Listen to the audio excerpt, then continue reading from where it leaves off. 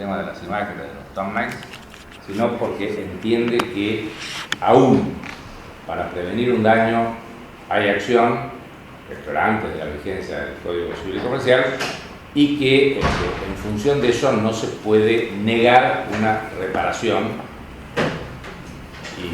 Y estos 5 últimos, considerando el fallo Belén Rodríguez con Google, están absolutamente relacionados con los artículos 52, 53, 1710 y siguientes del Código Civil y Comercial. Entonces me parece que la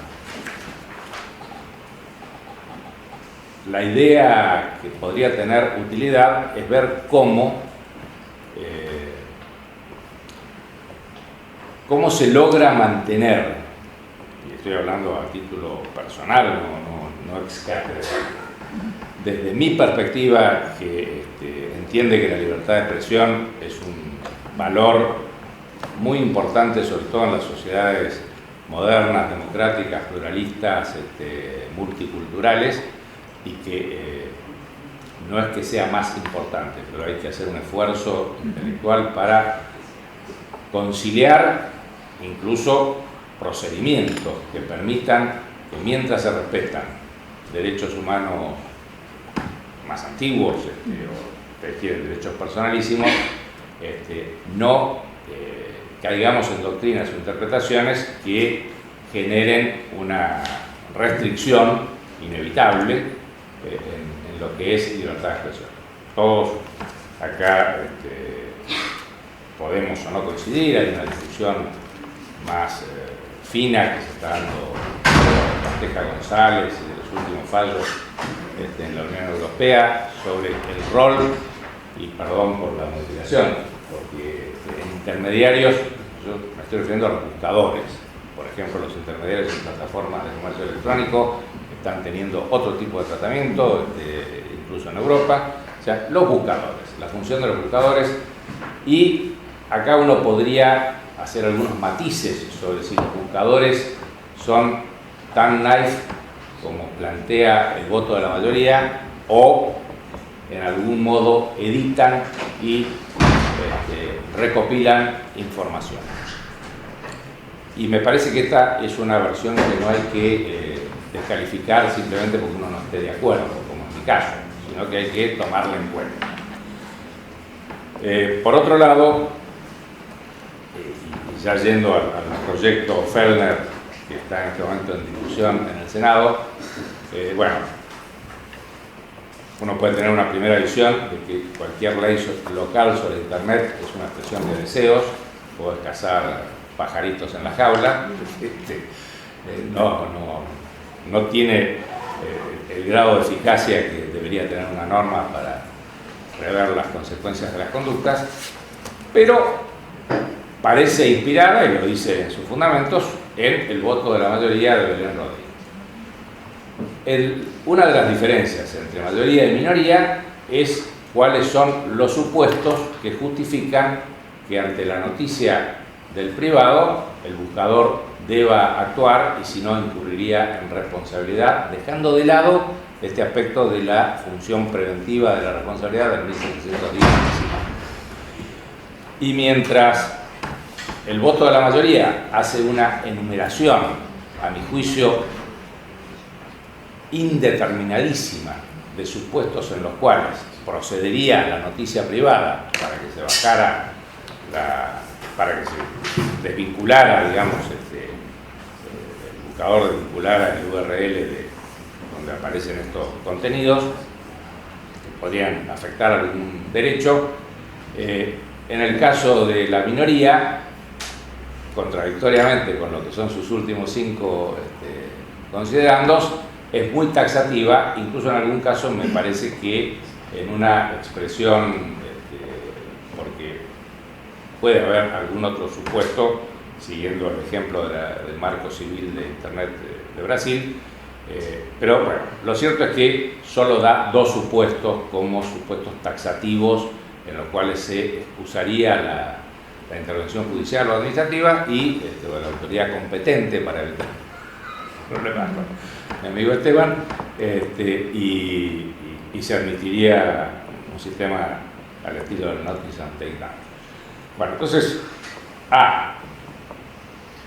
el tema de la notificación judicial, que yo la sigo sosteniendo y defendiendo, hay que reconocer, esto los chicos del Partido Pirata lo han señalado, puede convertirse en un escollo por un problema de costo económico de acceso a la justicia. Habría que pensar en alguna medida cautelar,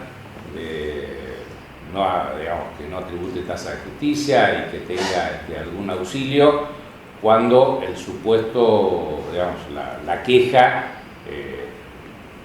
merezca algún debate y algún trámite tipo cautelar autónoma que admita cumplir con los requisitos de proporcionalidad y del debido proceso para dilucidar si se trata de un problema de hipersensibilidad o realmente se está afectando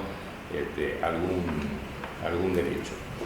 Y para cerrar, me parece que incluso los propios buscadores, pero esto no es un problema de legislación, sino de decisión de las empresas, si lo han hecho con un fallo que yo no comparto, pero que está en clara expansión, como es Costeja González, encontraran un procedimiento breve de análisis y, en caso de rechazo, pero que admitiera el bloqueo, esto lo dijimos en la Corte, un bloqueo temporal de la desvinculación que, bueno, si no aparece una orden de autoridad competente, que en mi caso entiendo que debería ser judicial, perdónenme también la autorreferencia en las Jornadas Nacionales de Derecho Civil, fue mayoritario el despacho que entendió que la responsabilidad era una naturaleza subjetiva, factor de atribución y no objetivo, y en relación a cómo debía ser la notificación, no me fue tan mal porque hubo un triple empate en 4, o sea que de la soledad pasé a tener 3 votos más. Pero reconozco que es un tema polémico por la accesibilidad de los eventuales damnificados a un trámite judicial con todos los costos que esto significa. Pero sigo pensando que la censura no puede estar en manos de uno o más privados, por buenas intenciones que tengan, y que en todo caso la subjetividad que siempre existe en el análisis tiene que quedar en manos de los jueces.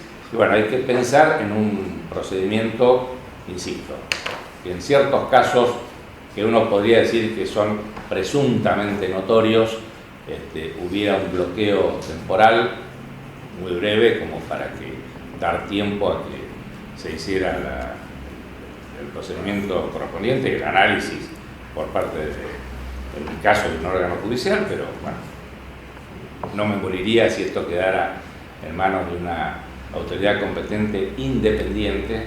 Lo contó afecto a Esteban, digo, la Dirección Nacional de Protección de Datos no es una autoridad independiente, no lo es el Instituto Nacional contra la Discriminación, es decir, tendríamos que pensar o en la Defensoría del Pueblo o en algún organismo que garantizara objetividad e imparcialidad.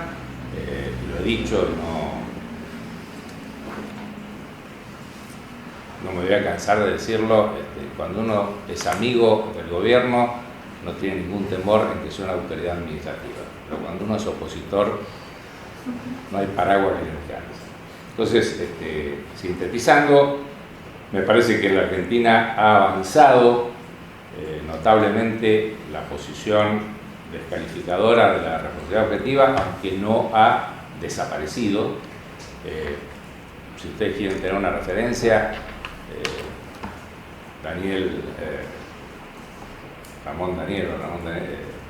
Ramón Pizarro, que debe ser uno de los juristas más emblemáticos en cuanto a la defensa de la responsabilidad objetiva y más duro por los medios de comunicación,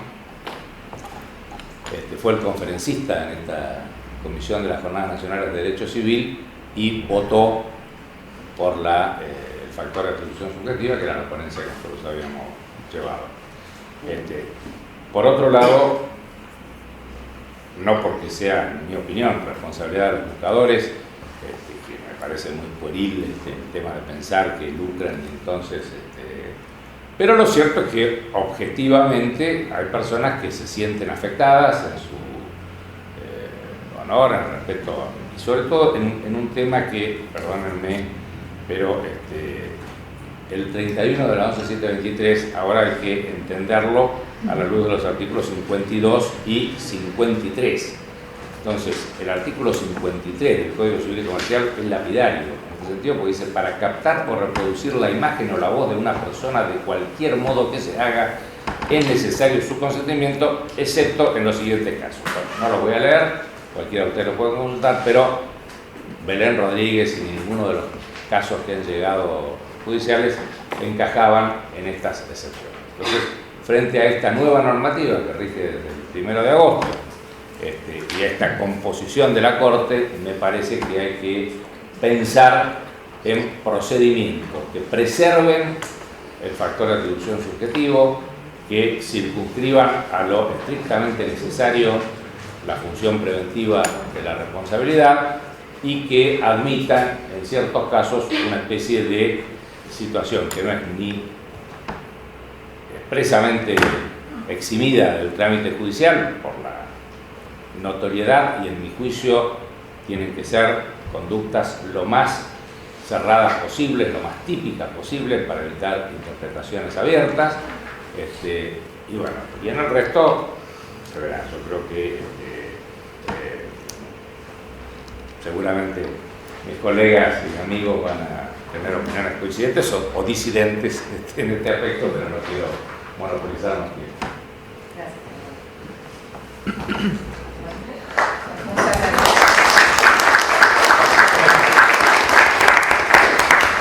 Bueno, ahora vamos a seguir, como bien dijo Tatiana, los expositores no necesitan presentación, así que la vamos a hacer mucho más fácil. Vamos a seguir con Andrés y Domínguez también, amigos.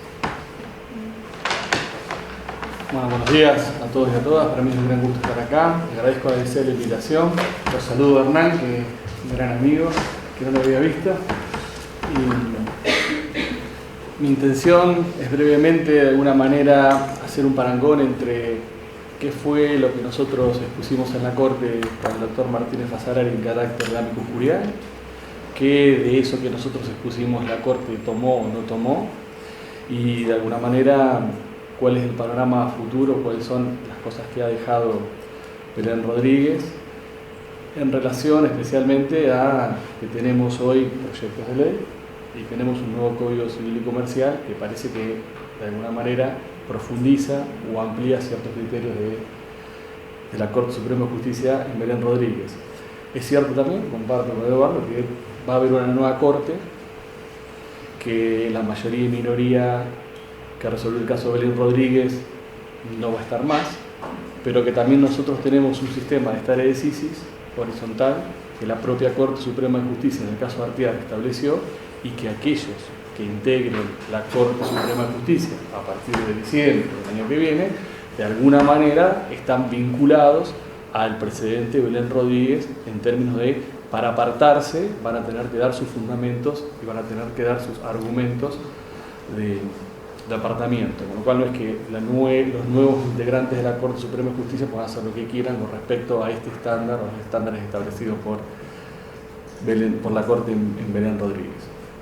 De alguna manera y sintéticamente, con el doctor Martínez Fazzolari, nosotros lo que hicimos fue tratar de combinar una visión constitucional convencional y tecnológica. Por eso, de alguna manera, Raúl lo que estableció en su exposición fue cuáles eran los distintos actores que posibilitaban el andamiaje y funcionamiento de Internet, cuál era el rol que cumplían los motores de búsqueda, y en esto era importante establecer que los motores de búsqueda no producían contenidos, que los motores de búsqueda no impedían la producción de contenidos, con lo cual había que descartar la idea de la censura previa, sino que los motores de búsqueda permitían acceder o no a contenidos producidos, y que a todo efecto la discusión sobre la responsabilidad de los motores de búsqueda estaba dada o situada en el campo de las responsabilidades ulteriores que claramente plantea la Convención Americana sobre Derechos Humanos. Que el bloqueo eventual bloqueo a dichos contenidos no implicaba la desaparición de los contenidos en el ámbito de Internet, sino que los contenidos iban a seguir estando en el ámbito de Internet, sino que el bloqueo lo que permitía de alguna manera era aminorar o evitar o prevenir o reparar determinados daños a derechos que esta libertad de expresión en el ámbito de Internet producía a las personas. Sobre la base también de entender que hoy, en un paradigma de Estado constitucional y convencional de derecho, la estructura fundamental del mismo es que todos los derechos a priori valen lo mismo, que no hay ningún derecho que a priori tenga mayor jerarquía que otro derecho, para de esta manera poder sostener el pluralismo moral como la base de este sistema, y mucho más un pluralismo o multiculturalismo ampliado cuando dentro de estos derechos estamos hablando de derechos humanos que son de alguna manera el emergente del multiculturalismo regional o el multiculturalismo universal. Entonces, fue muy interesante lo que planteó Raúl en ese sentido, porque determinó técnicamente ciertas cuestiones que por ahí estaban confundidas. Desde otro lugar también planteamos que había dos temas a ser definidos en el caso de Belén Rodríguez. Si los motores de búsqueda en esto de las responsabilidades ulteriores de los contenidos producidos a los cuales ellos permitían acceder, debían tener responsabilidad objetiva o subjetiva, factor de atribución objetivo o subjetivo, y determinado este factor de atribución, cuál era la garantía más idónea que existía o que se debía crear pretorianamente a los efectos de tutelar eficazmente aquellos derechos que la libertad de expresión en el ámbito de Internet podía vulnerar o generar en el campo de las responsabilidades ulteriores a estos otros derechos. Nosotros planteamos algo que no es novedoso, ni inventamos absolutamente nada. Planteamos que la responsabilidad del factor de atribución tenía que ser un factor de atribución subjetivo, y lo hicimos sobre la base de un informe de la Relatoría Especial para la Libertad de Expresión de OEA del año 2013, que trabajó muy bien el campo de la combinación del factor de atribución subjetivo respecto a los motores de búsqueda con la máxima o la progresiva tutela pro homine de la libertad de expresión en el campo del ciberespacio. Ahora bien, la otra cuestión era ver si el factor de responsabilidad subjetiva era, si el factor de responsabilidad era la responsabilidad subjetiva, era ver cuál era el derecho al cual este ejercicio de la libertad de expresión en el ámbito de las responsabilidades ulteriores podía violar o no podía violar. Y acá nosotros marcamos una posición diferenciada. No nos quisimos circunscribir a lo que era el derecho al olvido, como una suerte de primo hermano, ¿no?, del derecho al olvido que se desarrolla en el ámbito del habeas data. Acá tenemos uno de los papás. Y nosotros planteamos de alguna manera que el derecho a proteger era la libertad de intimidad en Internet, como una suerte de remasterización de la libertad de intimidad de nuestro artículo 19 y los artículos concordantes de varios instrumentos internacionales sobre derechos humanos y de la interpretación que ha hecho la jurisprudencia de la Corte Interamericana de Derechos Humanos. Y que este derecho a la intimidad de alguna manera protegía o estaba integrado en el ámbito de Internet por datos, informaciones puras, informaciones contextualizadas, opiniones, fotos, fotomontajes y videos. Y que de alguna manera la protección que debía, o la garantía eficaz, o la tutela eficaz que debía buscarse, tenía que tener por objeto la tutela de la intimidad de Internet desde esta perspectiva, mucho más amplio que era solamente olvidar, sino tutelar y proteger la intimidad en este campo.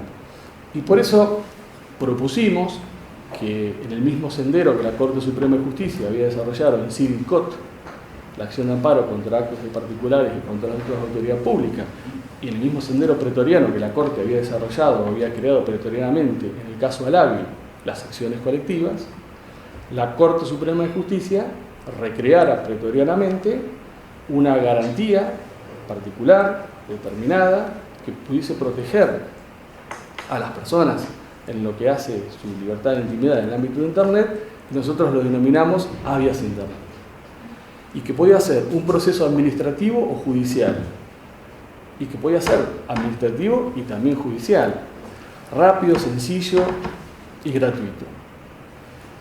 Y de alguna manera antes del fallo de Belén Rodríguez hubo un adelanto jurisdiccional interesante, pido disculpas por la autocita, que fue el caso Gil Domínguez Andrés contra el Gobierno de la Ciudad de Buenos Aires, o contra la Dirección de Defensa del Consumidor del Gobierno de la Ciudad de Buenos Aires, donde el juez de primera instancia, en lo contencioso administrativo y tributario de la Ciudad Autónoma de Buenos Aires, el doctor Marcelo López Alfonsín, hizo lugar a la acción de amparo y ordenó al Gobierno de la Ciudad de Buenos Aires que le ordenara a su vez, o que le intimara a los motores de búsqueda para que desarrollasen los motores de búsqueda un protocolo, lo llamamos nosotros, un protocolo interno de protección de la libertad de intimidad, un habeas internet interno, como este procedimiento rápido, sencillo y gratuito, a los efectos de que las personas, al igual que sucede con el habeas data, pudiesen acceder a un procedimiento rápido, sencillo y breve, dar noticia al motor de búsqueda de la afectación de la intimidad y que el motor de búsqueda tuviera una primera posibilidad de expedirse al respecto. Y si no era satisfactorio, la persona tenía todas las vías judiciales que hoy existen para, de alguna manera, revertir esa negativa del motor de búsqueda de bloqueo. Lamentablemente ese fallo fue revocado en segunda instancia por argumentos realmente muy endebles, por parte de argumentos formales muy endebles, que no quiero entrar a analizar porque no es la cuestión acá, y hoy está en el Tribunal Superior de Justicia, está en el Ministerio Público Fiscal para su dictamen y previamente la circulación. De aquello que nosotros propusimos, ¿qué fue lo que la Corte tomó en más o en menos? Tomó que los motores de búsqueda deben tener una responsabilidad subjetiva, porque tener o atribuir la responsabilidad objetiva realmente implicaba una situación de debilidad de la libertad de expresión. Y la mayoría y la minoría tomaron, creo, de alguna manera, sin nombrarlo, algunos aspectos de esto del habeas internet. La mayoría lo hace distinguiendo casos, como decía Eduardo, donde la afectación de la libertad de intimidad es muy clara, concreta, grosera, y en todas las distintas categorías que establece la Corte, a mí la que más me impacta es aquella que habla de las lesiones contumeliosas al honor. Puedo buscar el diccionario. Sí, yo también. Afrentosa, agraviante. Afrentosa, agraviante. ¿Por qué? Porque de alguna manera creo que en esta fórmula tan particular está reflejado el artículo 19 de la Constitución en el ámbito de Internet. Más allá de todas las otras categorías, me parece que acá es donde la Corte dice, cuando exista una situación gravosa, afrentosa, dañosa, manifiesta de la libertad de intimidad, artículo 19, ahí cualquier damnificado, cualquier persona puede interponer un habeas internet ante los motores de búsqueda. Porque yo, de alguna manera, considero que es una suerte de habeas internet interno, parecido o similar a aquello que dispuso Marcelo López Alfonsín en su sentencia. Y la segunda categoría de la mayoría, que hoy hay uno solo, establece que cuando no fuera tan claro esa situación de afectación de la libertad de intimidad, la persona afectada puede interponer un habeas internet ante el Poder Judicial, o sea, un habeas internet judicial, o ante un órgano administrativo, esto es, un habeas internet administrativo. Y acá se abrió una de las cuestiones que se proyectan. ¿Este órgano administrativo existe hoy? Porque uno podría pensar en el Director General de Datos Personales, en el INADI, en el Defensor del Pueblo, en las direcciones de defensa del consumidor locales. ¿Existe hoy? Para mí existe, lo vamos a dejar abierto. Ahora, si no existe, tendría que ser creada ¿por qué? Por ley, por decreto. Es jurisdicción federal, es jurisdicción en el ámbito de las relaciones de consumo provincial. Ahora, si nosotros tuviésemos un caso, Eduardo, uno sabe a dónde, o intentaría el habeas internet administrativo, seguramente, frente a un órgano de los hoy existentes. Y la minoría, de alguna manera, también toma la idea de un habeas internet, ¿no? Porque dice, cuando sea expresamente, cuando el contenido de publicación sea expresamente prohibido, o resulte una palmaria ilicitud, una suerte también de afectación gravosa de la libertad de intimidad, el motor de búsqueda debe bloquearlo inmediatamente. Esto es un alias internet autosatisfactivo de oficio. Es decir, el motor de búsqueda tiene la responsabilidad de verificar y de analizar y de comprobar que situaciones objetivas, gravosas, afrentosas, contumeliosas, de existir, deben darle un bloqueo de oficio o autosatisfactivo. Y en los demás casos, cuando la cuestión no esté tan clara, la minoría habilita un alias internet interno para presentar ante, cualquier persona puede presentarlo ante los motores de búsqueda, en la misma línea del fallo del doctor López Alfonsín. Y lo que me parece lo más novedoso de todo, y esto comparto con Eduardo, es la creación de un alias internet preventivo. Una acción preventiva de tutela de libertad de intimidad en el ámbito de internet con determinadas características que no vamos a dar ahora porque están en el fallo, pero que es la creación pretoriana de un alias internet preventivo, judicial. No solamente, porque hasta acá estamos hablando en el plano de las situaciones de lesiones, ya sea evidentes, objetivas o dudosas. La minoría de la Corte, que ahora ha quedado en mayoría, pero que no es mayoría porque son dos, no son tres, de alguna manera también habilita un camino de tutela preventiva de la afectación de la libertad de intimidad. Y no mediante una medida cautelar, mediante un proceso concreto, principal, no mediante un proceso accesorio. Me parece que esto es una de las novedades más importantes. Ahora, para ir cerrando, ¿cuál es la percepción que yo hago del fallo de Belén Rodríguez? Me parece que, como mínimo, es que en cualquier situación que se aplique, cualquier análisis que se haga, necesariamente hoy está descartada cualquier vicisitud o estructura de responsabilidad objetiva. Siempre hay que dar noticia, siempre hay que dar conocimiento al motor de búsqueda para que eventualmente de ahí surjan responsabilidades. No solamente en el campo de la libertad de intimidad, sino también creo en el campo de los derechos de propiedad intelectual, que es otra situación. Y que necesariamente la puesta en escena normativa y aplicación concreta de los artículos 52, 53 y 110 del Código Civil y Comercial va a generar un refreshing, un reforzamiento, una reexpresión de Belén Rodríguez contra Google, porque necesariamente el código va en esa misma línea y profundiza la idea, no solamente en esos artículos, sino todo el título preliminar y en la primera parte del código, la idea de una tutela muy particular, en igualdad de condiciones con la libertad de expresión en cualquier ámbito y especialmente en el ámbito de Internet. Y ojalá se sancione alguna ley en donde estas cuestiones estén determinadas de forma general, de forma taxativa, pero aunque no se sancione una ley, como decía mi querido maestro Edgar Campo, con ley, sin ley y contra ley, cuando se violan los derechos, siempre tiene que haber una garantía que los tutela. Muchas gracias.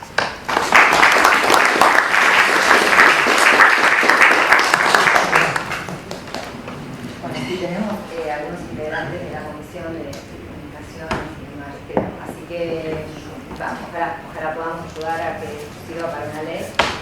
Tenemos dos ausentes sin aviso, así que vamos a pasar a Esteban Martínez.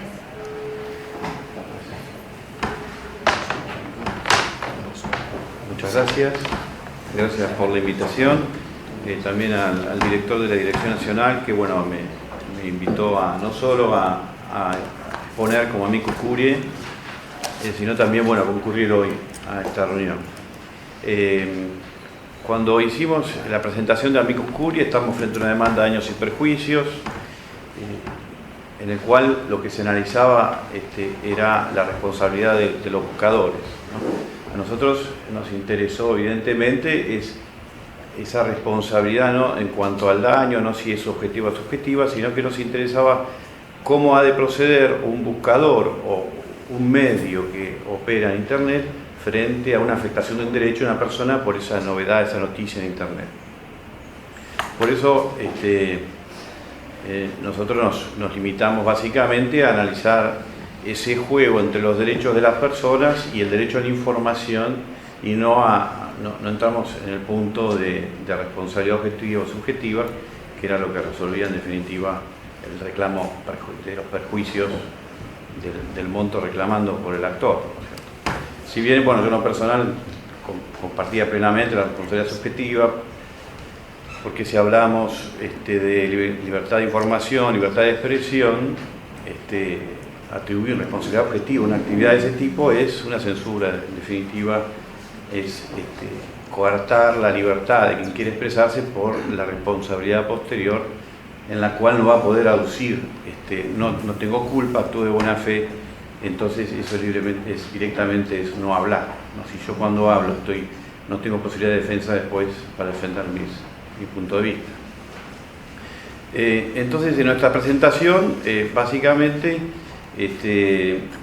quisimos respetar lo que es el derecho a la información, porque es un derecho estratégico en toda sociedad democrática, ante las nuevas tecnologías, etc. Y también respetar aquellas actividades de las empresas que prestan servicio de Internet sin afectar ese servicio estratégico que brindan, ¿no? Y en concordancia con la ley 26032, ¿no? que declara en Internet una calificación de que aquello que se difunda y aquellas actividades son de libertad de expresión. Entonces, partiendo de ese principio, que este derecho no ha de ser afectado, en particular notamos que eso es así cuando hay interés público en difundir una noticia. Pero que no era así, que este derecho a la información no merece igual tutela cuando ya no está protegido por ese mismo derecho que se está ejerciendo al ocasionar un daño al titular del dato, a las personas.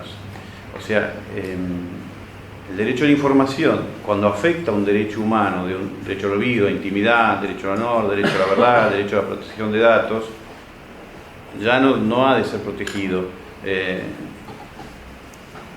Y vamos a la teoría ya de equilibrio de derechos. O sea, no puede existir un derecho que se imponga a otro. Evidentemente que si yo cuando ejerzo un derecho estoy ocasionando un daño, lo estoy ejerciendo mal, hay que presuponer eso y buscar cuál es el punto de equilibrio en el cual yo puedo ejercer ese derecho sin ocasionar un daño a terceros.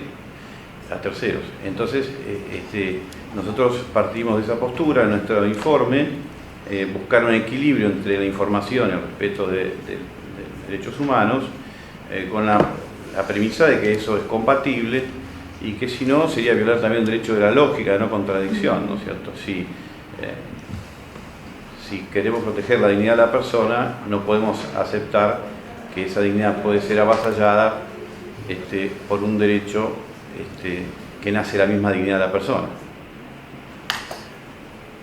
Pero bueno, entonces esta búsqueda de equilibrio entre derechos debe analizarse en cada caso.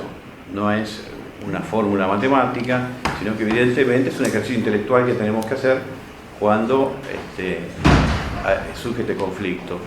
En cuanto a la información obsoleta de Internet, lo que también llamamos derecho al olvido,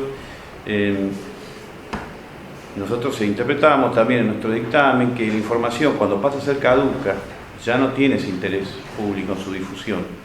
Y en este punto pierde protección del derecho a la información, esa inmunidad que le da el carácter de derecho estratégico, y pasa a ser entonces objeto de protección por la persona, por sus otros derechos. Nosotros entendemos que en definitiva va a ser el derecho a la protección de datos.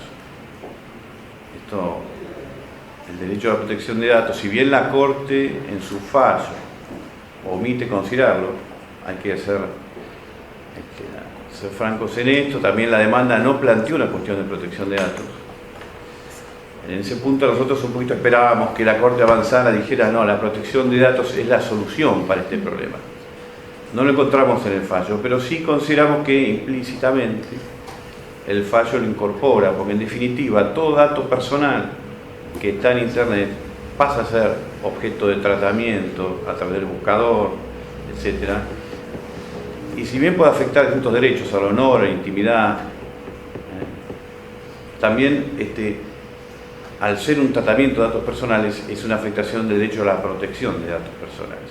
Entonces podemos entender que el obiter dictum de la Corte, cuando establece la posibilidad de que una persona intime al buscador y corrija la información, en definitiva está haciendo una acción de protección de datos personales, está protegiendo sus datos en Internet, repito, es el carácter de hecho instrumental que tiene la protección de datos. Nosotros teníamos ahí, antes del fallo de la Corte, el antecedente de Google Spain, de Teja. Nosotros nos parecía también que ese antecedente no era aplicable en Argentina, no solo por una cuestión formal de la ley que no admitía excepciones, sino también porque implicaba otorgar o dar responsabilidades a los buscadores que no iban a poder ser toleradas, lógicamente, desde el punto de vista civil, de la responsabilidad civil. Porque si se califica a los buscadores como responsables del tratamiento que ellos efectúan, implica exigirles requisitos de calidad del dato, implica exigirles el requisito de inscripción en el banco de datos, control de datos sensibles, consentimiento del titular del dato, toda una serie de requisitos que no se escapan de la lógica y sería imposible, ¿no? Y creo que un Internet sin buscadores sería un Internet casi como un gran laberinto en el cual no sabíamos a dónde ir. Entonces la postura nuestra, desde nuestra ley también, desde las posibilidades que la norma nuestra nos daba, encontramos en que era factible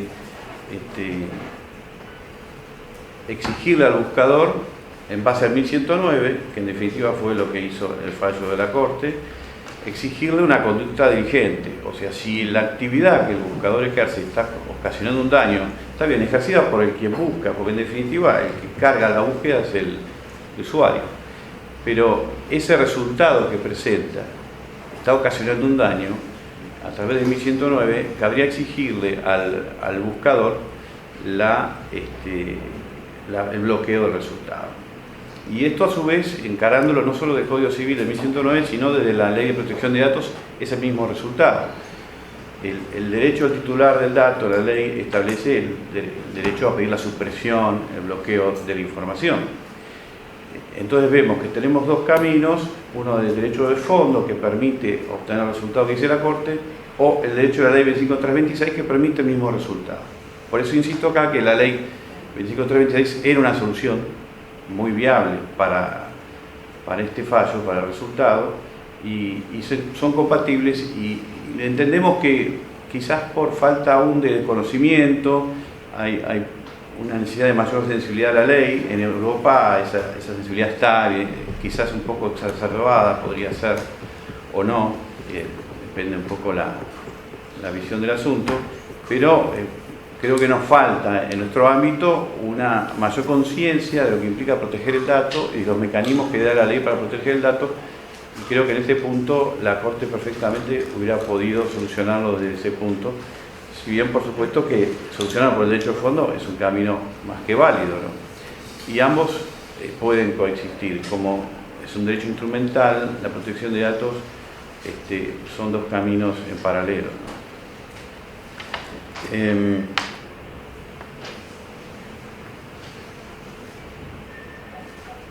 Sostuvimos esta postura de la Dirección Nacional teniendo en cuenta además que el derecho a la información en Internet no es el mismo que opera en otros medios. Es importante la distinción, si bien quizás ya es un tema muy dicho, pero no es lo mismo el derecho a información de hace 10 años que el de ahora. Claramente, un diario, la información del diario caducaba al día siguiente, ya con el nuevo diario, el nuevo formulario, el nuevo papel. Y lo mismo la noticia en la radio, una vez que ya está emitido, la memoria nuestra, al día siguiente escuchamos otra noticia y cambiamos de canal. Lo mismo con la televisión. En cambio, Internet, lo poco común o lo que no era habitual antes es que esa información va a ser siempre vigente, va a estar siempre como si fuera el diario de hoy y al alcance con los buscadores. Entonces, ese diario de ayer, que es el de hoy para siempre, genera una situación distinta que nos llama a tomar una solución distinta también. Por eso la necesidad de una regulación de la actividad informativa de Internet, para sobre todo tutelar los derechos de las personas que se ven afectados a la nueva realidad informativa en su derecho a honor, intimidad, a la protección de datos, etc. Entonces, en la solución que da la Corte, nos parece, para nosotros, o sea, a mí en lo personal me pareció un fallo muy bueno, me llenó de alegría del punto principio al final, la satisfacción de encontrar un razonamiento coherente y más derechos y cómo proteger los derechos, y después la disidencia aún más, avanzando aún más. También con propuestas que hay que ver en la faz técnica, que ahí me superan por lejos, es cómo poder hacer una tutela que no sea solo dirigida a los resultados determinados, que en muchos casos ese es un tema técnico que yo creo que ha de ser viable, no sé, desde el punto de vista de Google es su punto de vista, pero creo que no es necesario limitar el videobloqueo a un resultado, porque aparte los resultados van variando constantemente, una información que es de interés muchas veces replicada y aparece en otro sitio y después en otro sitio. Creo que hay que buscar un camino técnico por el cual el buscador se le pueda exigir que siga esa información hacia el futuro y también hacia atrás, en la medida que sea también obvio que es la misma noticia. Eso es una cuestión ya de análisis técnico que habría que considerar, ¿no es cierto?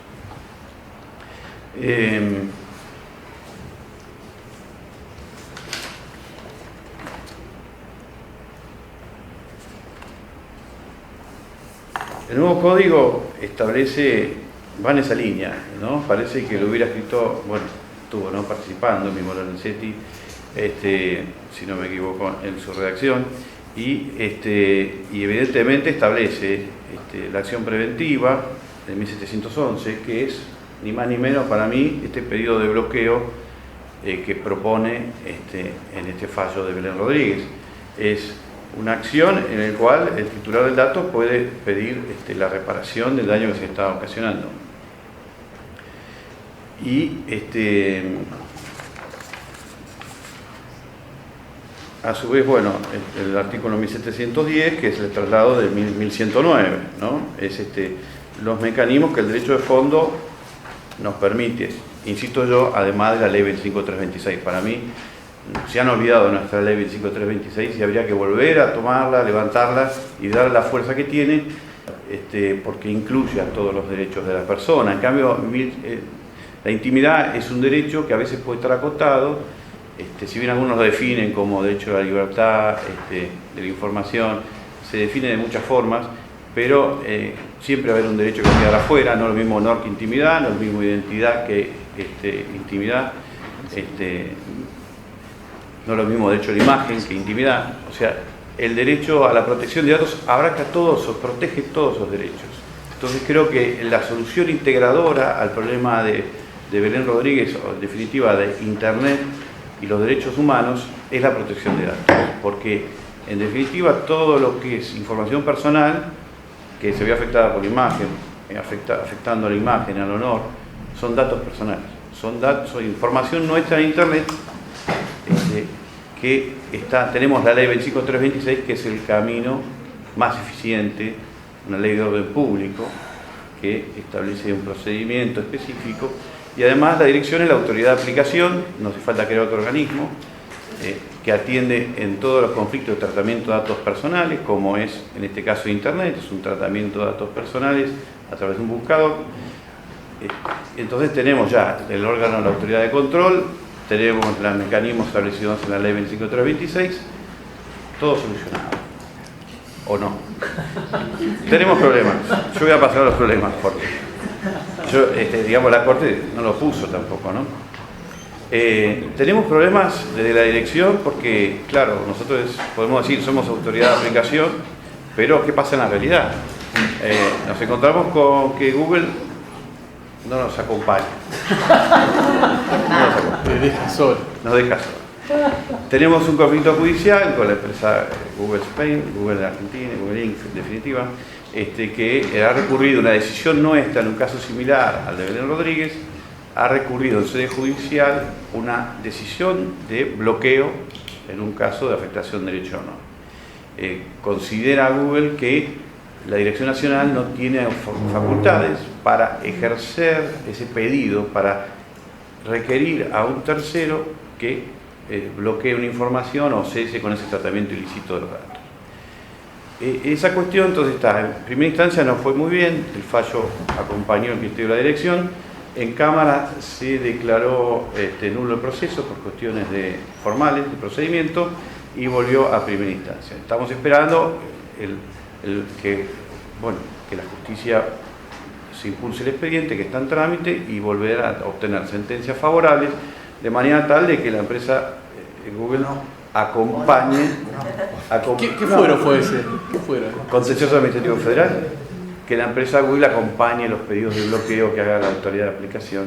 De esa manera vamos a destrabar evidentemente un fallo que ya tiene casi un año y que el principal actor que debe colaborar con estas cuestiones que protegen derechos de las personas no acompaña. En conclusión, tenemos otras cuestiones también. La prensa tampoco quiere acompañar. Tenemos un problema con la ley de protección de datos, que si la base de datos de prensa no puede ser afectada, el artículo primero de la ley 25326, y bajo el amparo de esa previsión, también consideran que no están alcanzados por la ley de protección de datos. Es lo mismo que decir que no está alcanzado por el derecho de intimidad, es lo mismo que decir que no está alcanzado por el derecho de honor, porque es la prensa. Evidentemente hay una falta de enfoque de lo que cuáles son los objetos tutelados de cada derecho, o sea, que es la armonía de derechos. Si yo tengo un derecho absoluto, que yo tengo un escudo omniprotector, que las balas no me llegan, evidentemente me van a tirar cada vez con misiles más grandes. Y así pasa con Google Spain, que yo creo que la Unión Europea se habrá cansado de que Google se opusiera a todo pedido de rectificación y que ahora vas a ser el responsable de todo. Entonces, creo que llegar a esos extremos es el resultado de actitudes que no buscan armonizar derechos. Si dijéramos, yo tengo mis derechos, otros tienen sus derechos, vamos a buscar un equilibrio que yo pueda trabajar y usted también pueda ser protegido en su intimidad, su honor. En definitiva, es la libertad del desarrollo de la personalidad, porque estamos hablando de una persona que está con una información en internet que le es perjudicial y no puede conseguir un trabajo o que pierde su trabajo. Evidentemente está en juego el libre desarrollo de la personalidad. Si tenemos los actores que manejan esa información se oponen a atender esos reclamos, estamos en un problema de, hasta diría yo, casi supervivencia. Por eso se habla que es un derecho estratégico. La protección de datos hace a la vida democrática garantizar los elementos básicos de supervivencia, de convivencia democrática.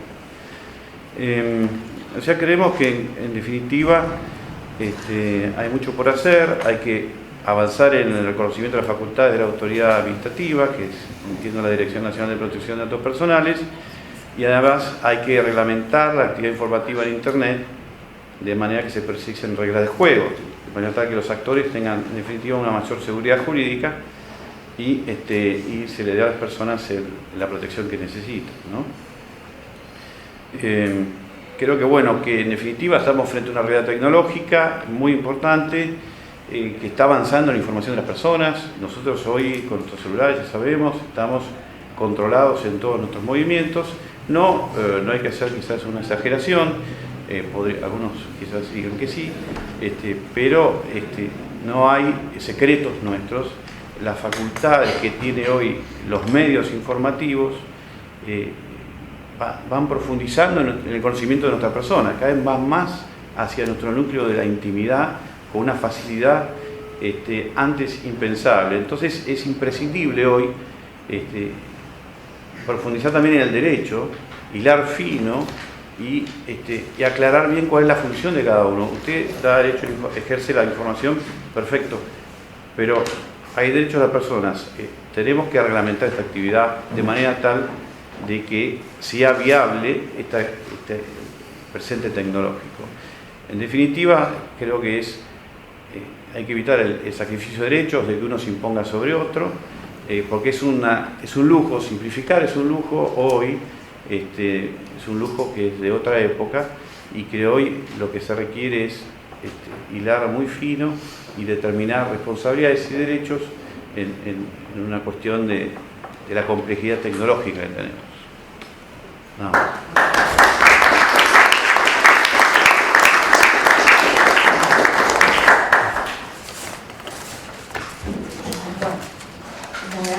Ahora llegó Eduardo Bertoni, que estaba lista, así que... Ah, era eso. Ah, perdón. Después de la computadora. Le vamos a pasar a Eduardo. Ok. Buenos días a todos y todas.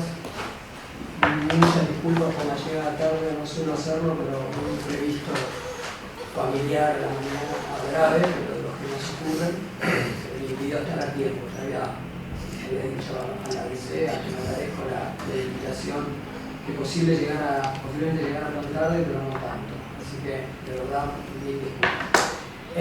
La llegada tarde me habilita a hablar con cierta impunidad porque no sé lo que dijeron. Con lo cual, no sé si voy a ser provocador, si voy a ser adulador de presentaciones anteriores, si voy a estar de acuerdo, si voy a estar totalmente en contra. Así que mis disculpas también a los que ya hablaron porque no he tenido la oportunidad de escucharlos. Me invitaron y nos invitaron a conversar sobre el fallo Belén Rodríguez y el título, como dice ahí, a un año del fallo. Y el título a mí me sugería hacer una suerte de, balance. Creo que no hay que ser demasiado astuto para darse cuenta que de eso se trataba la invitación. ¿Qué pasó, qué está pasando a un año del fallo? Y para resumirlo en pocas palabras, y en este ánimo de provocar algún grado de discusiones, pero también transmitiendo algunas sensaciones que tengo, creo que el impacto del fallo es negativo. No es positivo. Cuando, pensando en otros fallos que se plantearon en algún momento como históricos, alguna vez leí que el experto, filósofo estadounidense Alexander Michelson, cuando salió New York Times vs. Sullivan, dijo que era momento para salir a bailar en las calles. Es cierto que cuando salió el fallo Belén Rodríguez, muchos, y tenuemente me incluyo, pensamos que era un momento para salir a bailar en las calles.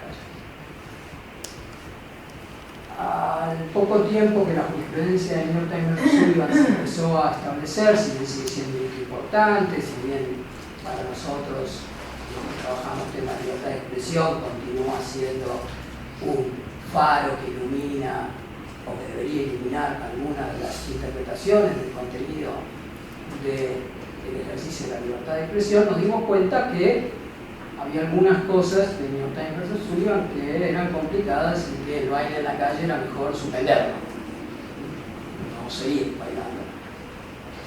Y yo creo que con Belén Rodríguez puede estar pasando algo similar. Y les voy a dar mi visión de por qué estoy pensando de esta manera. Pero antes de llegar a esa cuestión un poco pesimista, que quieren, permítanme sí señalar dos cuestiones que son indudablemente sí positivas respecto de la decisión, y hay que señalarlas para después ir a por qué creo que el impacto es negativo. La primera cuestión es que discutíamos, y aún discutimos en algunos ámbitos en Argentina y en algunos países, la cuestión vinculada a la responsabilidad objetiva de los intermediarios de Internet. Estoy yendo mucho más allá de los motores de búsqueda. Cuando hablamos de intermediarios, la idea es salir un poco del foco de pensar que estamos discutiendo responsabilidad de Google o Yahoo. Porque las decisiones que nosotros elaboremos, las políticas públicas que se puedan estar diseñando en función de responsabilidad de intermediarios afectan mucho más allá a un intermediario específico que es el buscador. Y lo que discutíamos es qué grado de responsabilidad tienen los intermediarios, y muchas, elaboraron teorías para aplicar criterios de responsabilidad objetiva. esta idea que se puede ver inclusive en decisiones judiciales, el pensamiento de ir hacia la afirmación de Internet como cosa riesgosa, y finalmente de ahí derivar la idea que en los intermediarios cabe la responsabilidad objetiva. Esto fue totalmente desterrado por la Corte, hay que decir. La Corte es clara, creo yo, en determinar que en el caso de los intermediarios no se pueden aplicar criterios de responsabilidad objetiva. Punto. O sea, no me parece que mucho más podamos tratar de sacarle algo. Por otro lado, es positivo que al final del cuento el fallo termina rechazando la demanda. Pero tenemos que hacer algún análisis un poquito más detenido, no solo de Belén Rodríguez, sino de Dacuña y Lorenzo, que son los casos posteriores a Belén Rodríguez que remiten al fallo, y ver cómo se conformó la decisión. Yo no sé si ustedes eso lo han comentado, pero la decisión de la Corte en Belén Rodríguez,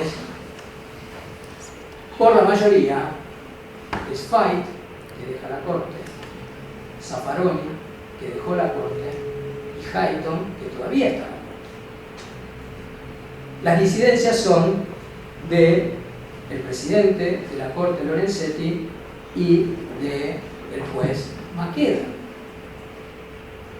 Estamos frente a un cambio en la composición de la Corte, pero que en este caso puntual el cambio puede afectar dramáticamente la decisión de la Corte. Es decir, de los 3 jueces que conformaron la mayoría, 2 ya no están.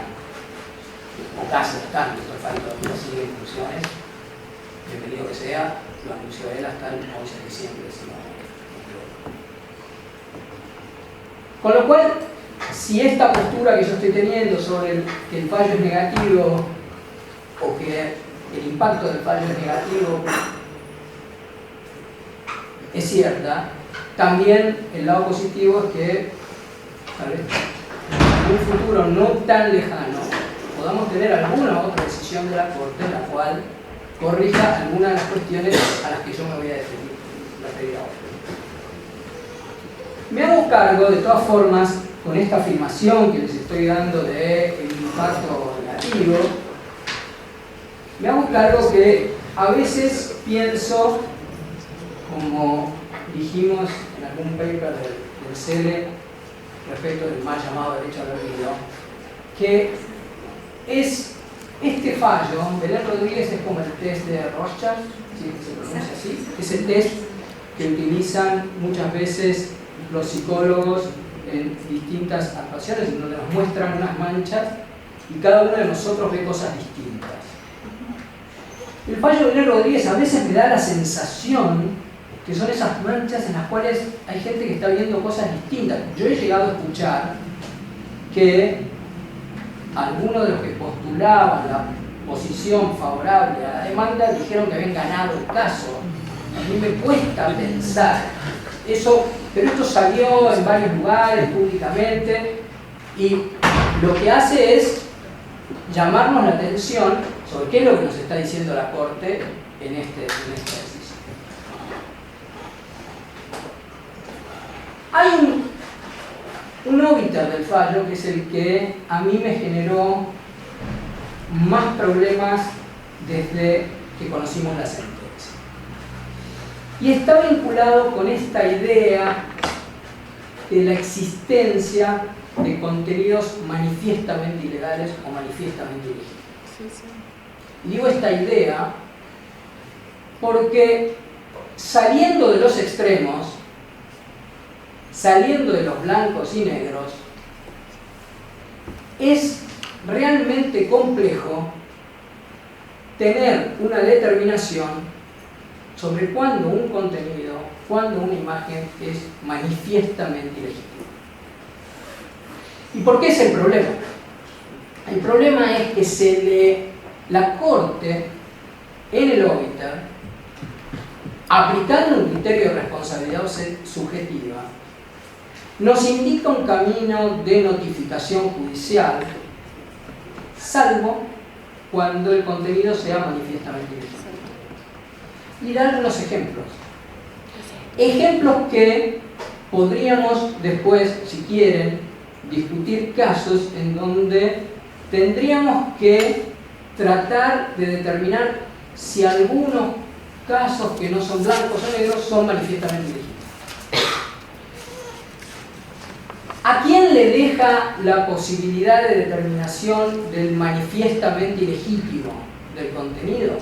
Se la vuelve a dejar al privado, al intermediario, en este caso al buscador, por una simple notificación de otro privado que legítimamente, por supuesto, en la mayoría de los casos, se sienta que está lesionado en alguno de sus derechos. Este criterio que la Corte transmite, inclusive lo transmite en el fallo diciendo, bueno, no tenemos regulación legal, por lo tanto nos vemos en la necesidad de dar algunas guías, y da una mala guía, para mí, que es que respecto de ciertos contenidos en los que no haya que hacer ninguna consulta o algo así, No de controversia. ¿cómo? No de controversia. Que no sea de controversia, debe desindexar el contenido. Y aquí viene el problema y por qué el impacto negativo.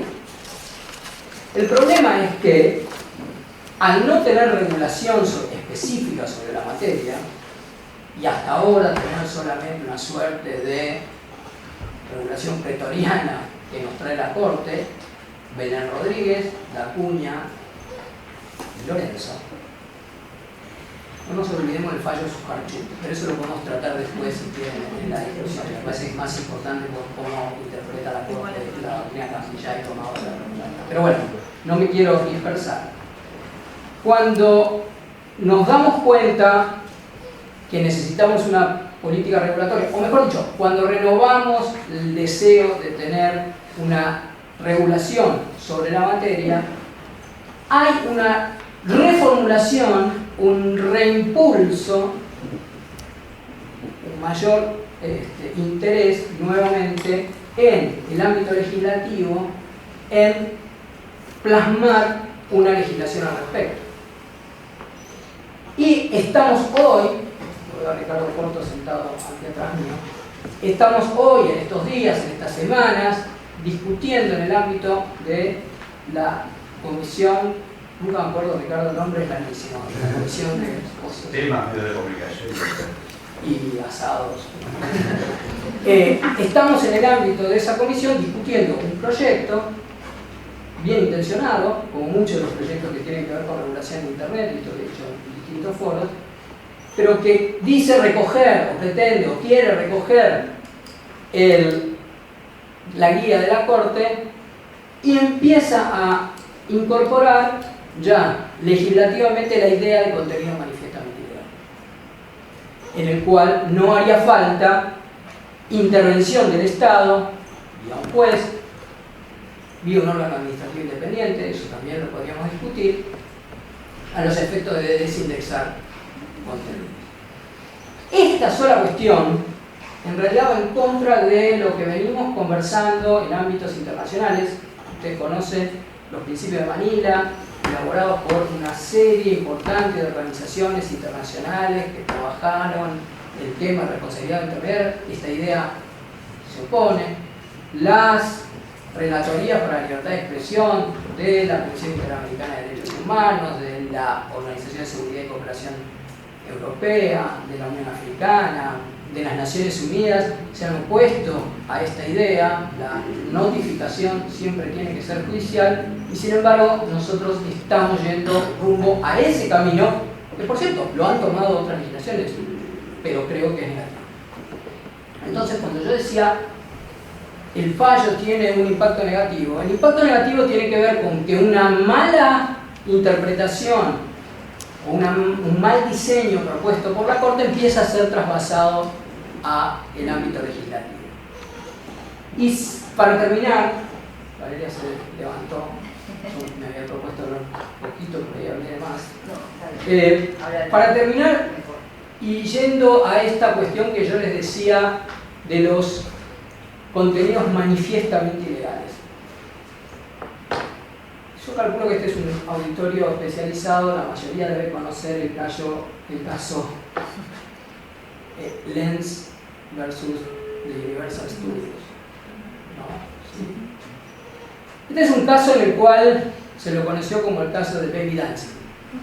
Es un caso en el cual la mamá ve que su hijo, muy pequeñito, empieza a hacer un baile extraño, divertido, y de fondo, desde la cocina, se escucha un tema de Prince. Lo toma con su teléfono, lo sube a las redes sociales, a YouTube, se viraliza y de Universal Studios acciona por infracción al copyright, luego de haber pedido que se diera de baja ese contenido, porque estaba infringiendo el copyright. La ley de copyright es diferente en los Estados Unidos a la nuestra, tiene lo que se llama el criterio del uso justo, del fair use. Pero lo interesante de la decisión del noveno circuito que acaba de salir es que algo que aparecía a los ojos del titular del derecho como manifiestamente ilegal, se estaba haciendo una violación del copyright, al momento en el que los jueces ven la decisión dicen, bueno, mire, usted en realidad tendría que haber hecho un esfuerzo extra, tendría que haber hecho un esfuerzo pensando si acá no se incorporaba la categoría del fair use. Fíjense ustedes, una canción que seguramente tiene un derecho, y me estoy yendo de los casos típicos de honor, reputación, pornografía infantil, para demostrar que aún en casos en que nos pueda parecer al comienzo que el asunto es manifiestamente ilegal, termina haciéndonos dudar, en este caso porque había una excepción que quien pedía la baja del contenido no la estaba tomando en cuenta. Y los jueces le están diciendo, mire, usted no puede abusar de esto, tiene que tenerlo en cuenta. Entonces, para terminar, me alegro que Fernando haya llegado más tarde que yo, así no soy el único, y seguramente va a hablar ahora, tampoco va a saber lo que yo dije, porque sabe lo que yo pienso. Les decía entonces, para terminar, la decisión de Belén Rodríguez, que en un primer encandilamiento nos pareció que íbamos en la senda correcta, me preocupa a un año que estemos tomando la peor parte de Belén Rodríguez para incluirla en proyecto legislativo. Gracias.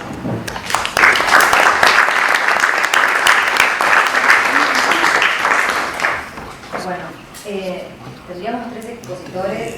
La idea es que expongan ahora, antes del corte y el posterior debate, al corte de tazas de café, porque están preparándolo. Así que yo daría paso a los expositores que quedan. Les pido paciencia, aguanten que están, así termina la mesa.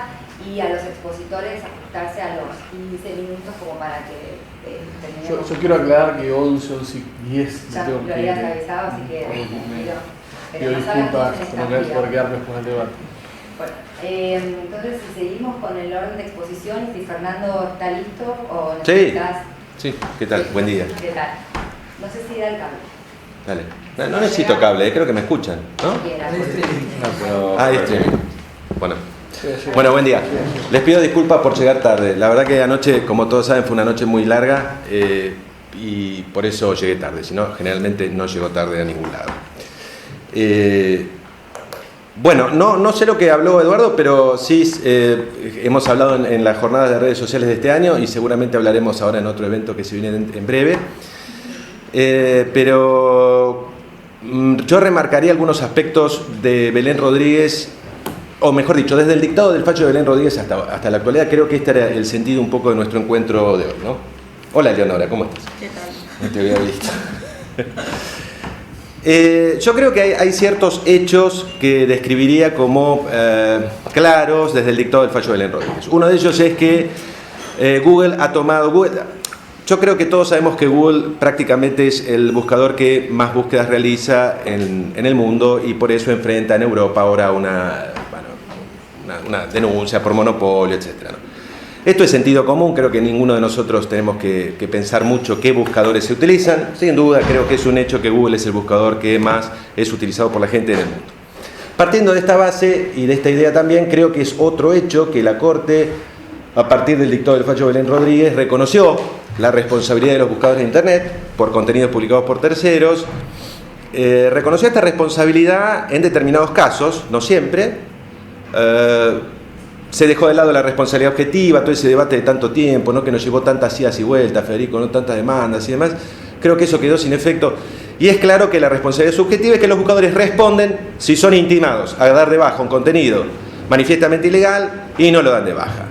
Inclusive la Corte reconoció algo que yo venía sosteniendo hace tiempo y que lo discutimos bastante y creo que lo seguimos discutiendo, que es que no es necesaria la notificación judicial cuando se trata de contenidos, determinados contenidos que la Corte en forma ejemplificativa, creo, enuncia en el famoso fallo, ¿no? Que vos describiste en la demanda iniciada y que yo comenté tu fallo en la ley hace poco. Creo que ese es un segundo hecho. O sea, creo que muchos medios, por eso sería bueno generar este ámbito en un ámbito de periodistas, muchos medios dijeron, los buscadores no tienen nada que ver. No, esto no es cierto. Los buscadores tienen que ver y según la Corte son responsables y son intimados a dar de baja un contenido manifiestamente ilegal y no lo hacen. Este es el criterio que la Corte tomó. Creo que otro hecho, estimados amigos, es que el derecho al olvido es un derecho reconocido por la Unión Europea. Por más que a algunos nos guste o a algunos les guste menos, la realidad es que la Unión, a través del fallo Costejas y del Tribunal Supremo, ha reconocido el derecho al olvido. Y bueno, y esto va teniendo distinto impacto en Europa. De hecho, es reconocido por el mismo Google, ¿no?, como principal buscador desde el momento en que saca un formulario para que la gente pueda ejercer este derecho.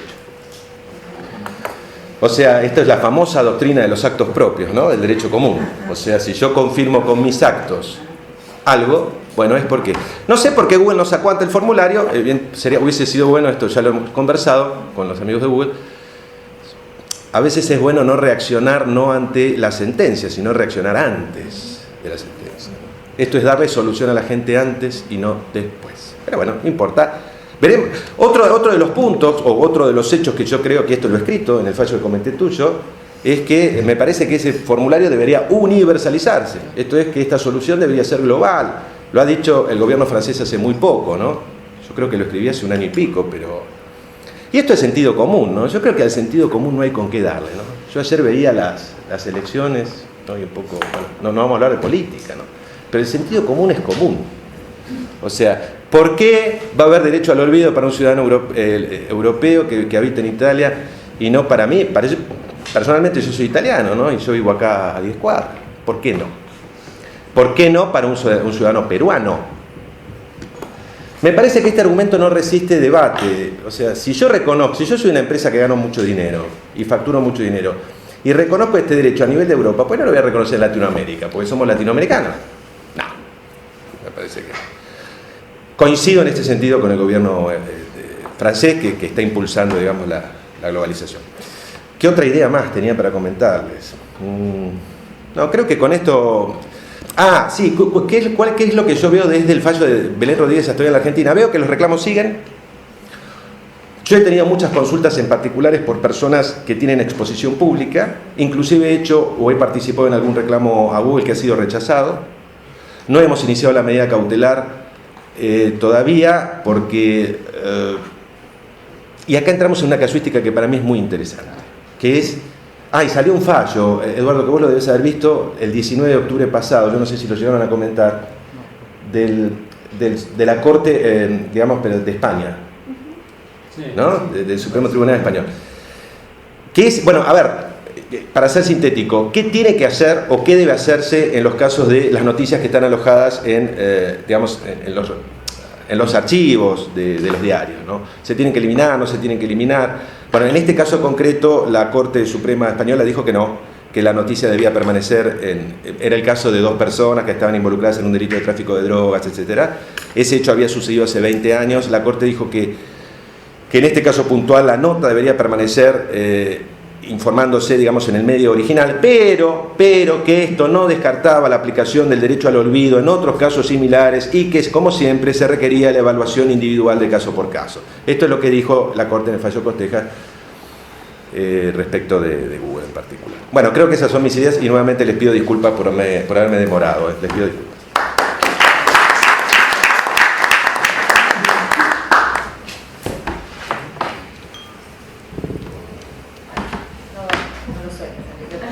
Ahora sí, Enrique Chaparro, presidente de Fundación Vida Libre. Gracias, Valeria, buenos días. Si alguna cosa tenemos con Fernando que acaba de preceder, estamos de acuerdo que no estamos de acuerdo. Que es una buena cosa, digamos, del disenso ilustrado, suelen hacer cosas interesantes. Como no tuvimos un fin de semana de fútbol, permítanme hacer una referencia futbolera. El fallo Rodríguez con Google es como cuando el equipo del que somos fanáticos, después de haber sido sometido a estar en un solo arco durante 89 minutos y 30 segundos y no haber avanzado más allá del límite del área chica, logra por absoluta casualidad el gol que permite la victoria. Esto es, el fallo Rodríguez con Google es un buen resultado de un pésimo fallo. Fallo realmente espantoso. Yo voy a ir un paso más allá de lo que señalaré. Como siempre. Con el otro también tenemos disidencias importantes. Nuestra disidencia más fuerte está alrededor de qué podía haber hecho la Corte de Justicia de la Unión Europea en el caso mal llamado Costeja, se llama Google Spain, con la Agencia Española de Protección de Datos, María Costeja González. Pero ciertamente, ¿por qué el fallo es malo? Primero porque abre esta enorme avenida a la posterior interpretación de una cuestión de extrema ambigüedad. De hecho, el fallo ni siquiera habla de contenidos manifiestamente ilegales, sino habla de contenidos manifiestamente ilegítimos, lo que es mucho peor aún, porque ¿qué es ilegítimo? Ilegal uno puede más o menos intentar definirlo, aunque preferiría el término ilícito, pero ¿qué es manifiestamente ilegítimo? La portada del disco Blind Faith de 1969, donde aparece una adolescente parcialmente desnuda. Infringe la norma sobre pornografía infantil, considerando que es una persona menor de 18 años. Sí, ciertamente, porque además la norma sobre pornografía infantil le comete una pesca ridícula. Pero independientemente de eso, ¿cuál es el valor artístico? La representación pictográfica de personas menores de edad desnudas, que es característica de la pintura posterior al Renacimiento, infringe las leyes sobre pornografía infantil. ¿Sí? Entonces, me parece que estamos ante un problema que tiene que ver con cierta actitud de la Corte, y a mí me preocupa lo mismo que Eduardo. El hecho de que la minoría que opinó una cosa que no era esencialmente la misma que opinó la mayoría se convierte, si no en mayoría, por lo menos en primera minoría. Y dado el panorama político, donde cualquiera de las fuerzas que vayan a tener mayor poder político en la Argentina es una representación del conservadurismo, la mayoría de la Corte en el futuro no va a estar mucho más lejos que el del pensamiento conservador. Pensamiento conservador que se refleja, por ejemplo, en el anacronismo del Código Civil. Tenemos un Código Civil vigente a partir del primer cuarto del siglo XXI, que es del siglo XIX, porque nuestros queridos legisladores se olvidaron de la existencia de la electricidad. ¿Sí? Claro, las únicas servidumbres que admite el código son las servidumbres de agua. Entonces, si yo tengo que pasar una instalación eléctrica o una instalación de comunicaciones por un terreno privado, y esto no está cubierto con una servidumbre forzosa. Esta es una bestialidad, es un código del siglo XIX hecho en términos de mucha sapiencia jurídica, probablemente, pero una terrible ignorancia de la realidad. De todos modos, no voy a hacer aquí una crítica de los aspectos tecnológicos del Código Civil, que merecería un buen libro, pero sí señalar algunas cosas respecto de las consecuencias del fallo de Belén Rodríguez. El problema existe, el problema no es nuevo, pero cada vez es más acentuado. ¿Cómo hacer mecanismos de protección que eviten esta sobreabundancia de exposición pública? Y esto es lo que el fallo de la Corte no resuelve, o resuelve de la peor manera posible. Esto es confiriendo a un agente privado facultad de censura, a cambio del premio de un safe harbor. Y para continuar empeorándola,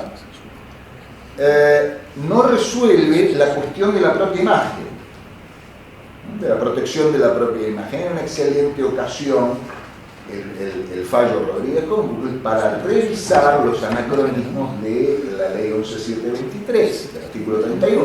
Después aparece el 53 del nuevo Código Civil, pero en principio en ese momento teníamos la vigencia del artículo 31 del 11723, era un instrumento en teoría de protección de la imagen personal. Yo creo, y así lo sostuvimos cuando presentamos nuestro amigo Curie, que la protección de la propia imagen está dada en la Ley de Protección de Datos Personales, porque es un dato personalísimo. Y de hecho, además, es un dato sensible, porque la propia imagen permite determinar algunas de las características que están definidas como datos sensibles en la ley. De todos modos, en la discusión bizantina a esta altura, en presencia del 53 del nuevo código, que tampoco resuelve demasiado el problema, porque la republicación de una imagen debería estar sujeta a idéntico permiso que la publicación original de la imagen. Y entonces, ¿qué pasa con los índices de las imágenes? Esto es, con las representaciones a menor escala que permiten ubicarlas, que era el factor de discusión en Rodríguez con Google.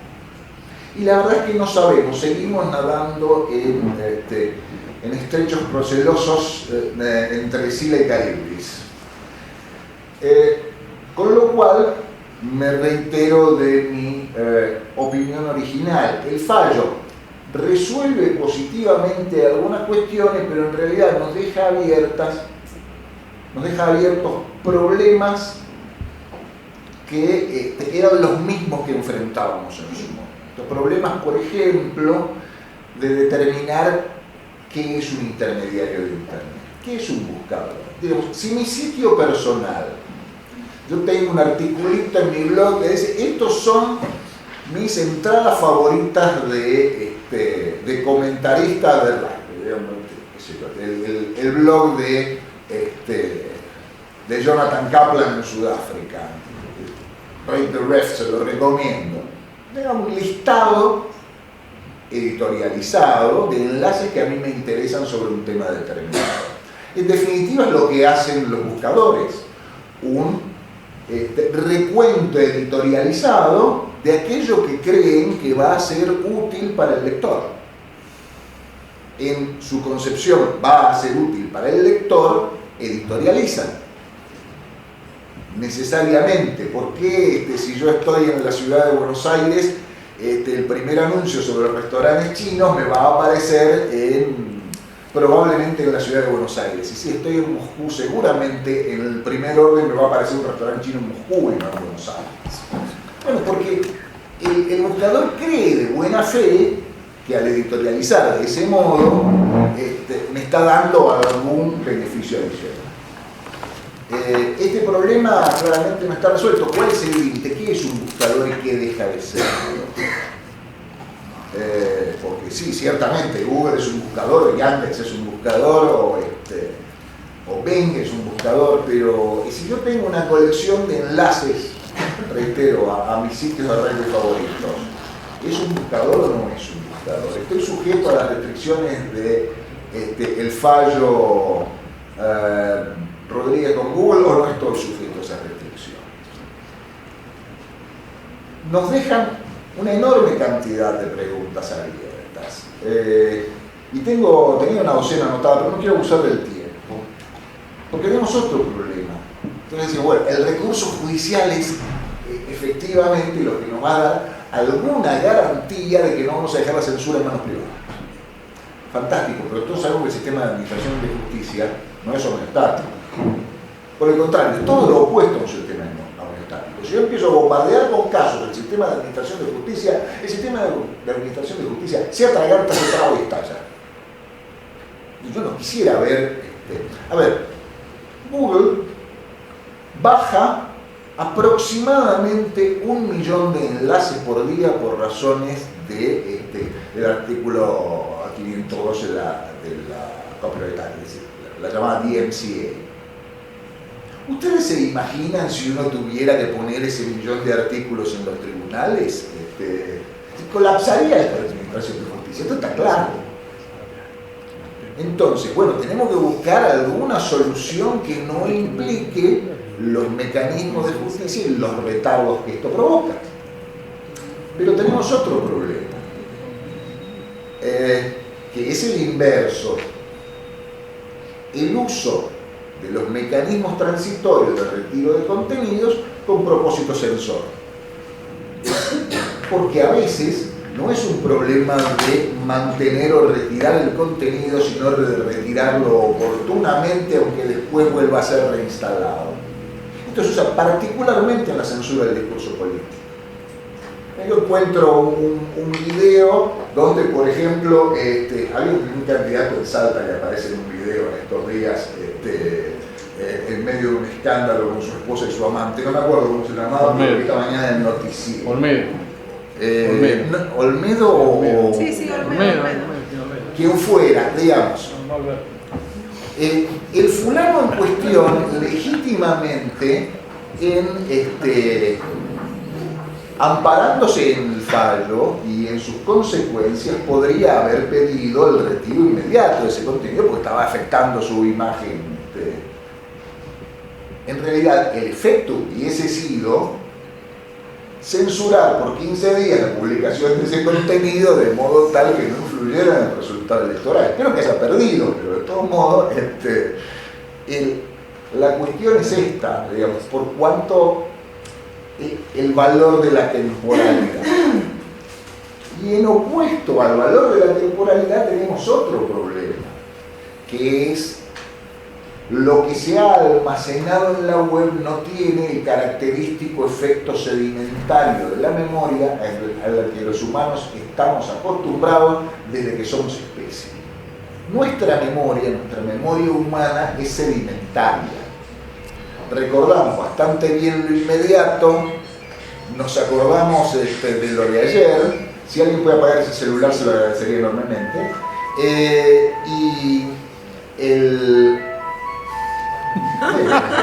Era engrasada.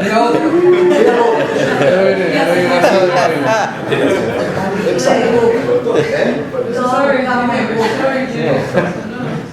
No, pero la cuestión que me preocupa es esta falta de sedimentación de la memoria, que es un hecho no característico.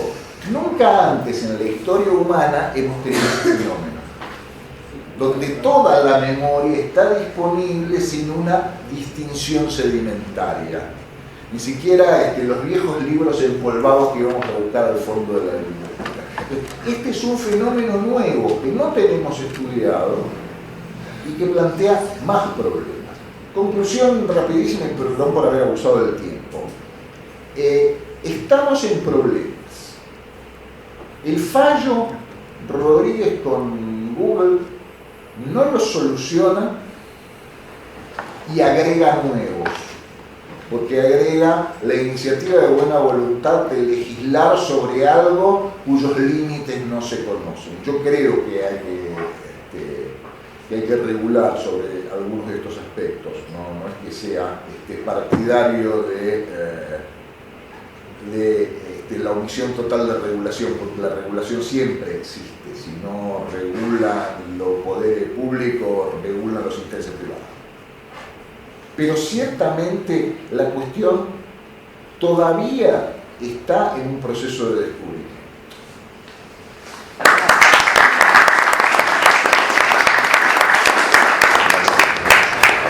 Bueno, por último, María Baudino.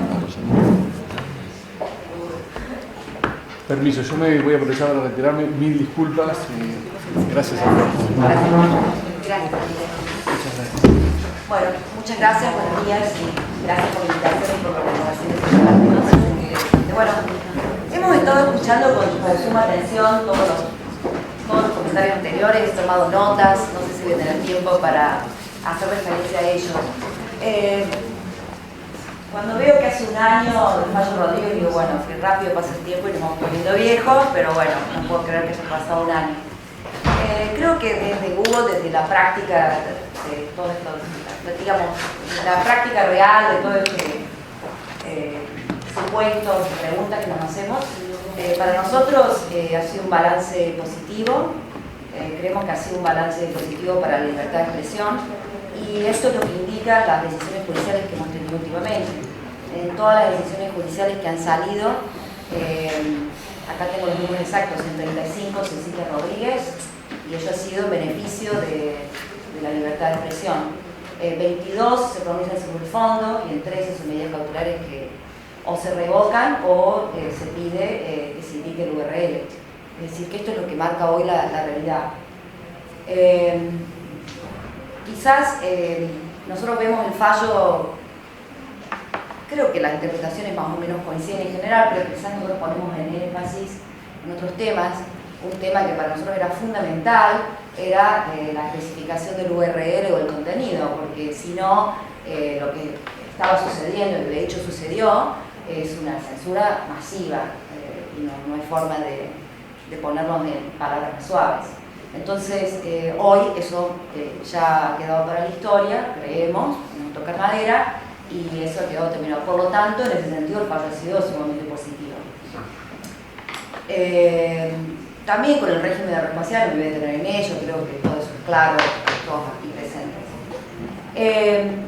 Con respecto a otro enfoque, que se habla mucho de este párrafo, de los ejemplos, si los ejemplos son buenos o son malos, como la forma en que nosotros vemos el fallo y cómo trabajamos con él, creo que el fallo tiene un enorme hincapié en la defensa de la libertad de expresión, del acceso a la información, y que los buscadores son una herramienta fundamental para asegurar este acceso y esta libertad de acceso a la información, libertad de encontrar información, de buscar y encontrar información. Y en este sentido, el hincapié está dado que el fallo es muy claro en el sentido que toda vez que hay derechos en pugna, que hay más de un derecho que está en juego y por lo tanto debe hacerse una ponderación de esos derechos, esa decisión corresponde a una sede judicial. Y cuando no hay ponderación para hacer y el contenido es claramente ilegal, pero desde este punto de vista, o sea, cuando nosotros en la práctica día a día no es que nos preguntamos si este ejemplo, si o no, si esto es claramente ilegal, hay alguna ponderación para hacer, entonces esto es de alguna forma lo que guía el análisis. Para hilar un poco con Costeja, Costeja es directamente lo opuesto. En Costeja, el tribunal exige una ponderación porque también establece muchísimas e importantísimas excepciones a este derecho de protección de datos personales, como por ejemplo figuras públicas, interés público, etc. Y entonces, de hecho, Costeja exige un análisis, le exige a los buscadores de privados un análisis, le exige una ponderación y después le dice a los buscadores que ellos deben tomar una decisión. Y en este sentido, a mí me parece que la Argentina está un paso adelante al decir, cuando hay una ponderación, esa ponderación corresponde al juez. Eso es algo con lo que los buscadores siempre no han estado de acuerdo, porque me parece que es el juez el indicado para hacer esa ponderación tan importante de derechos. Siguiendo un poco con Costeja, ¿no? Acá se dijo que Costeja estaba en expansión. Bueno, lo que nosotros vemos es que no está en expansión, sino todo lo contrario, sobre todo en el continente americano. Así como hemos tenido Rodríguez y otros dos fallos que siguen Rodríguez, directamente lo citan, en Argentina hemos tenido un fallo en lo que es la Corte Constitucional, la Corte Suprema Colombiana, en el mismo sentido de Rodríguez. Entonces, bueno, ya tenemos ahí los únicos, digamos, fallos de la Corte Suprema en América que se ha pronunciado han sido acordes. Con respecto al derecho al olvido, hemos tenido recientemente de la Dirección de Datos Personales de México, que es el INAI, también un fallo, una decisión, digamos, del INAI, donde directamente se aparta de Costeja y de esta forma también viene a rechazar este famoso derecho de olvido que está ahí en expansión, pero la realidad es que no está en expansión. Tampoco hemos tenido ninguna decisión judicial en la Argentina reconociendo el derecho al olvido, sino todo lo contrario, rechazándolo. ¿Por qué el derecho al olvido se aplicaría en Europa? Bueno, nuestra respuesta no sea, o vendría de Europa, es porque no es nuestra legislación. Y en este sentido ya no hablo como directora de Google, sino que hablo como argentina. Creo que acá tenemos que ser muy cuidadosos y no exportar cosas porque simplemente vienen de Europa, venir a instalarlas acá. Más allá si estamos a favor o en contra, creo que debemos, y esto sinceramente digo, mirar desde nuestro propio sistema jurídico y sistema cultural y no importar cosas automáticamente porque viene la gente de la DPA de España y dice que acá hay derecho al olvido. Entonces me parece que en este sentido tenemos que ser un poco más nacionalistas con nuestras propias leyes, nuestro sistema jurídico y nuestra tradición. Aunque suene mal, pero digo, es algo que realmente me sale del interior. Digo, ¿por qué siempre estamos viendo lo que hace el español lo vamos a injertar? Eso no quiere decir que no lo miremos como un ejemplo, pero bueno, yo estoy citando otros casos que hay que tener en cuenta, ¿no? Entonces, quiero también cuando vemos Costeja, pararnos un poco en las excepciones para entender qué tipo de ponderación se le está pidiendo a los buscadores. Y también hay casos que hoy están en la justicia en España, donde se está discutiendo. El caso que se citó recientemente, donde con respecto a este periódico que salió hace poco de Google, acá hay cosas importantes que se destacan en ese fallo, y una de ellas es que el fallo dice que no se debe cambiar la historia, que no es la función de la ley de protección de datos personales cambiar la historia, ni tampoco arreglar la reputación de una persona o darle una reputación de alguna forma tocada, ¿no? Entonces, bueno, el fallo tiene, la verdad que tengo que analizarlo más en profundidad, no he tenido tiempo todavía, pero hay temas importantes, sobre todo porque viene de España, ¿no? Con respecto, no sé, ¿cuánto tiempo tengo?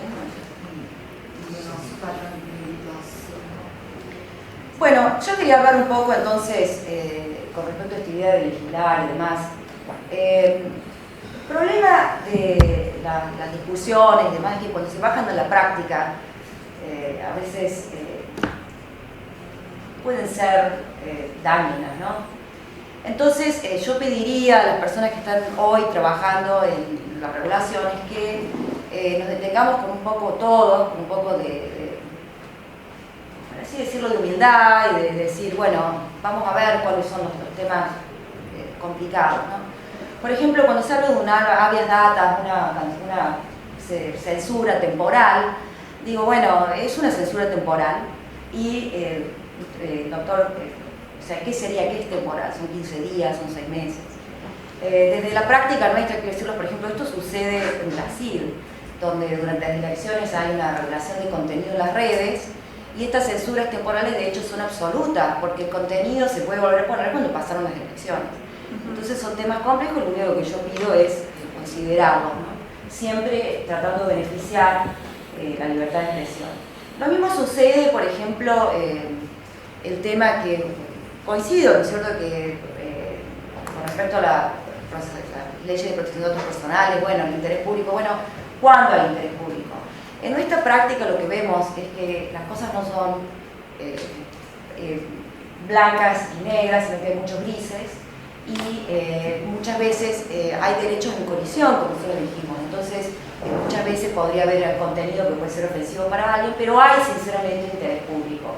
Hay interés público, hay un contenido que interesa más de un individuo, que podría interesar a más de un individuo. Y en este aspecto nosotros tratamos de ponernos siempre en una posición muy humilde y tratar de valorar sin pasar nuestros propios juicios.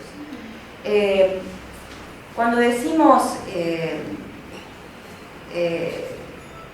a quién afecta, ¿no? También, o sea, bueno, quizás afecta a uno pero beneficia al otro, o la otra persona tiene derecho a hacerlo. Una cosa que no escuché acá, ¿cuándo van a citar el sitio, al titular del contenido?